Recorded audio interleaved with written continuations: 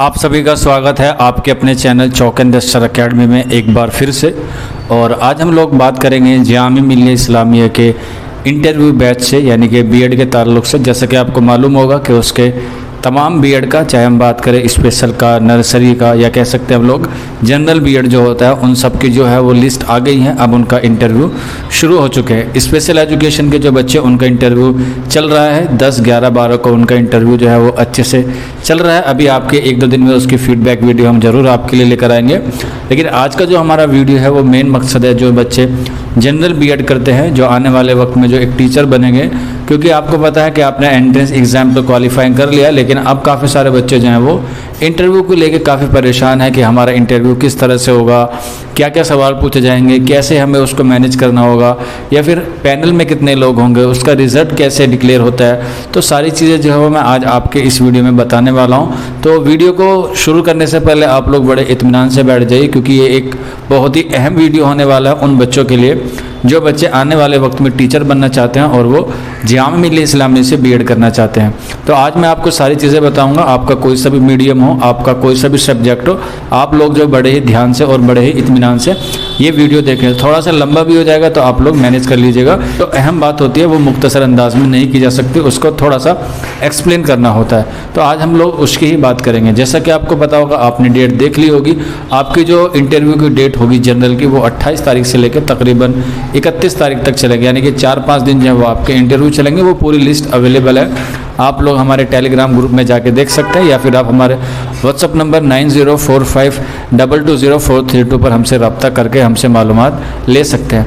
तो इंटरव्यू जो आपका डिपेंड करेगा वो 3 चीज़ों पर डिपेंड करेगा। सबसे पहले जो होगा वो होगा आपका पर्सनैलिटी डेवलपमेंट। अगर आपकी पर्सनैलिटी ठीक है तो इंशाल्लाह आपका सिलेक्शन होने के चांसेस ज़्यादा होंगे।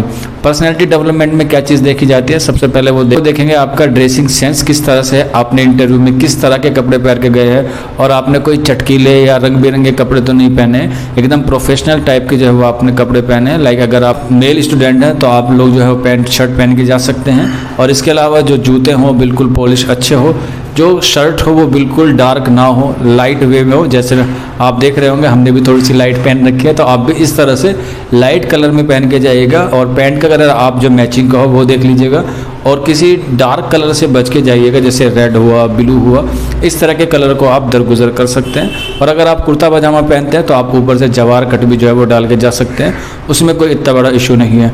वहीं अगर हम बात करें फ़ीमेल की, तो फीमेल जो है वो सूट सलवार में जाएंगी तो ज़्यादा बेहतर है। अगर आप हिजाब करती हैं या आप जो है वो बुरखे में जाएंगे तब भी कोई इशू नहीं होगा। लेकिन कोशिश कीजिएगा कि अगर आप वहाँ पे कपड़े पहन के जा रहे हैं तो इस तरह से हीरे मोती जवाहरात वाले ना पहन के जाए, बिल्कुल एक तरीके से फॉर्मल जाइए। आप कुर्ती का भी इस्तेमाल कर सकती हैं। अगर आप दुपट्टा करते हैं सर पे तो भी कोई इससे कोई इशू नहीं होगा। बस आपका जो ड्रेसिंग सेंस है वो एग्जामिनर को, या जो पैनल होगा, तकरीबन 5 से 6 लोगों का आपका पैनल होता है जामिया बीएड इंटरव्यू में, तो उनको जो आपका पहला ही अट्रैक्शन जो है वो अच्छा लगेगा तो आपका सिलेक्शन हो जाएगा। क्योंकि आपको पता है कि first impression is the last impression. अगर आप अच्छे से जाएंगे, अपनी पर्सनैलिटी को डेवलप करके जाएंगे तो आपका सिलेक्शन हो जाएगा। वॉच आप लोग पहन के जा सकते हैं, अंगूठिया, चूड़ी, इन सब को जो है वो आप घर पे ही निकाल के जाएं। और सबसे अहम बात, अगर आप अपने पास मोबाइल रखते हैं तो जब आप इंटरव्यू देने जाएं उससे पहले ही आप लोग अपना मोबाइल को साइलेंट कर लें, या फिर आप उसे जो है वो बंद कर दें कुछ देर के लिए, क्योंकि आपका इंटरव्यू कम से कम 15 से 20 मिनट चलने वाला है। अगर कोई एक सवाल पूछेगा तो आपसे कम से कम 10 से 12 सवाल जो है वो आपसे ज़रूर पूछे जाएंगे।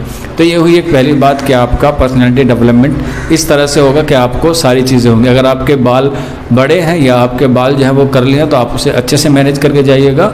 और थोड़ा सा जेल का भी इस्तेमाल कर सकते हैं, परफ्यूम से बचें थोड़ा सा, क्योंकि वहाँ स्मेल ज़्यादा हो जाएगी। तो आप लोग इन सब चीज़ों को जो है वो थोड़ा सा एहतियात बरतें। इसके बाद आता है आपका कम्युनिकेशन स्किल। जब वो आपसे सवाल पूछें तो आप उसे किस तरह अंदाज में दे रहे हैं, ये दूसरा स्टेप होता है। जैसे आपको पता है शक्ल सूरत इंसान का पहला तारुफ होती है। अगर उसमें पास ना भी हो जाए लेकिन वो अपने स्किल से, अपने बोलने के बिहेवियर से, हो सकता है वो एग्जामिनर को जो है वो अच्छा लग जाए। तो ये वाली बात भी आप दूसरी नोट कर लीजिएगा।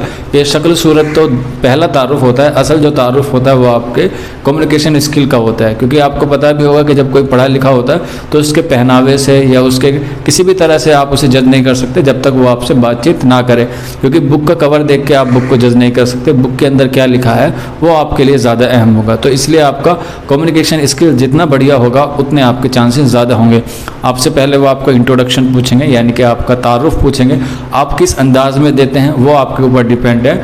और आपके सिलेक्शन होने के जो सबसे ज़्यादा चांसेस होते हैं वो इंट्रो से ही होते हैं। अगर आपका इंट्रो अच्छा गया तो यकीन मानिए आपका सिलेक्शन जो है वो बिल्कुल पक्का हो जाएगा, क्योंकि इंटरव्यू अगर आपसे पहला सवाल यही कर दे कि आप अपना परिचय बताइए, तो समझ लीजिए आपका जो इंटरव्यू है वो आपके ही हिसाब से चलेगा, एग्जामिनर के हिसाब से नहीं चलेगा। एग्जामिनर आपको नहीं जानता, इसलिए वो आपसे पहले इंट्रो पूछेगा और फिर उसी में से जो है वो आपके सारे सवालात लेगा। तो मान के चलिए आपसे तकरीबन 15 से 10 सवाल जो है वो आपके पूछे जाने हैं, मिनिमम इतने सवाल जो है वो आपसे पूछे ही जाते हैं। तीसरा आता है आपका सब्जेक्ट मैटर, जो आपका सब्जेक्ट होगा, उर्दू होगा, हिस्ट्री, ज्योग्राफी, पॉलिटी या जो भी science, physics, chemistry, bio, math, XYZ जितने भी आपके सब्जेक्ट होंगे उनसे एग्जामिनर की डिपेंड करता है कि वो आपसे सवाल पूछता है या नहीं पूछता है। सब्जेक्ट से ज़्यादातर चांसेस होता है कि आपके वो सब्जेक्ट से कम 2 से 3 सवाल पूछता है, यही जानने के लिए क्या बच्चा एग्ज़ाम में जो लिख कर आया है क्या वो वाकई में उसको जानता है या नहीं जानता है। अगर आपका सब्जेक्ट में 1-2 क्वेश्चन नहीं भी आता है तो घबराने वाली बात बिल्कुल नहीं है, क्योंकि आप वहाँ सब्जेक्ट पढ़ने जा रहे हैं। ये नहीं है कि आप लोग जो हैं पूरे से पहले से ही क्या हैं उसमें मास्टर्स हैं। हाँ, अगर आपने MA के बाद B.Ed किया है तब आपको थोड़े से टफ सवाल देखने को मिल सकते हैं, क्योंकि अब आपने सब्जेक्ट में मास्टर कर लिया, अब आप उस सब्जेक्ट के क्या हैं मास्टर है। तो ये 3 चीज़ें जो हैं वो आपको अच्छे से तैयार करनी है। पहला आपको पर्सनैलिटी देखनी है, दूसरा आपको कम्युनिकेशन स्किल देखना, और तीसरा आपको सब्जेक्ट पे थोड़ी बहुत कमांड करनी है, जो आपके लिए एग्जाम में या इंटरव्यू में आपके लिए कारआमद होगी।